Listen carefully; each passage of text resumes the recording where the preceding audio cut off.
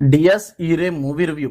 భూతకాలం బ్రహ్మయోగం లాంటి మంచి horror movies తీసిన డైరెక్టర్ రాహుల్ సదాశివన్ డైరెక్షన్ లో రీసెంట్ గా వచ్చిన హారర్ మూవీనే ఈ డియాస్ ఈరే మూవీ. మోహన్ లాల్ గారి కొడుకు ప్రణవ్ హీరోగా చేశారు ఈ సినిమాలో. సినిమా చూశాక నా ఒపీనియన్ చెప్పాలంటే నాకైతే యావరేజ్ అనిపించింది. కొంతవరకు సినిమా స్టన్నింగ్ గా ఉంది, మిగతాది నార్మల్ గా అనిపించింది. ప్లాట్ విషయానికి వస్తే మన హీరో రోహన్ ఒక డబ్బున్న ఫ్యామిలీ కుర్రాడు. అమ్మా నాన్న యుఎస్ లో ఉంటారు.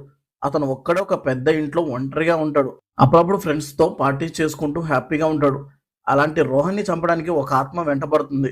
ఆ ఆత్మ ఎవరు, రోహన్ ఏం చేశాడు అనేది ప్లాట్. సినిమాలో నాకు పాజిటివ్ అనిపించింది. సినిమా ఫస్ట్ హాఫ్ మాత్రం చాలా బాగుంది. మెయిన్ స్టోరీలోకి ఫాస్ట్ గా తీసుకెళ్తారు డైరెక్టర్.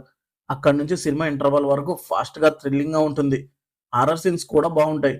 సౌండ్ డిజైన్ సినిమాకి అతిపెద్ద ప్లస్ పాయింట్. అదిరిపోయింది సౌండ్ డిజైన్. ఒక మంచి సరౌండ్ సిస్టమ్ ఉన్న థియేటర్లో మూవీని చూడండి, మీకు మంచి ఎక్స్పీరియన్స్ అయితే ఇస్తుంది. సౌండ్ ఎఫెక్ట్స్ మాత్రం చాలా బాగున్నాయి. ప్రణవ్ మోహన్ లాల్ యాక్టింగ్ కూడా అదిరిపోయింది. సినిమాలో ఓ ట్విస్ట్ ఉంటుంది, అది అస్సలు గెస్ చేయలేరు. ట్విస్ట్ కూడా సూపర్ గా ఉంటుంది. మళ్ళీ క్లైమాక్స్ లో ఓ లేడీ యాక్టర్ తన పర్ఫార్మెన్స్ తో అదరగొట్టింది. విజువల్ గా సినిమా చాలా బాగుంది. మెయిన్ గా హీరోయిన్ బ్రదర్ బిల్డింగ్ పై నుంచి పడ్డాక అక్కడ చూపించే విజువల్స్ మాత్రం మైండ్ బ్లోయింగ్ గా ఉన్నాయి. ఇవే గాయస్ సినిమాలో నాకు పాజిటివ్ అనిపించింది. ఇక నెగిటివ్స్ విషయానికి వస్తే సినిమా స్టోరీ చాలా సింపుల్ గా ఉంది. అన్ని హారర్ మూవీస్ ఉండే టెంప్లెట్ లోనే ఉంటుంది. ఇంకోటి, హీరోయిన్ డెత్ కి రీజన్ ఉండదు. అంటే రీజన్ మనకు చూపించరు.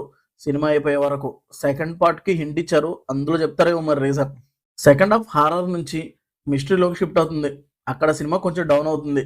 అదిగాక మలయాళం సినిమాలు ఎలా ఉంటాయి, అలానే స్లోగా ఉంటుంది సెకండ్ హాఫ్. డెత్ కి రీజన్ చెప్తే ఇంకా బాగుండేది. ఇవే నాకు నెగిటివ్స్ అనిపించింది సినిమాలో.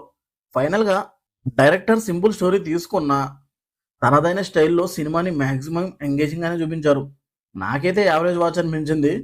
మీరు చూసి మీకు ఎలా అనిపించిందో కమెంట్ చేయండి. ఈ రివ్యూ నచ్చితే లైక్ చేయండి.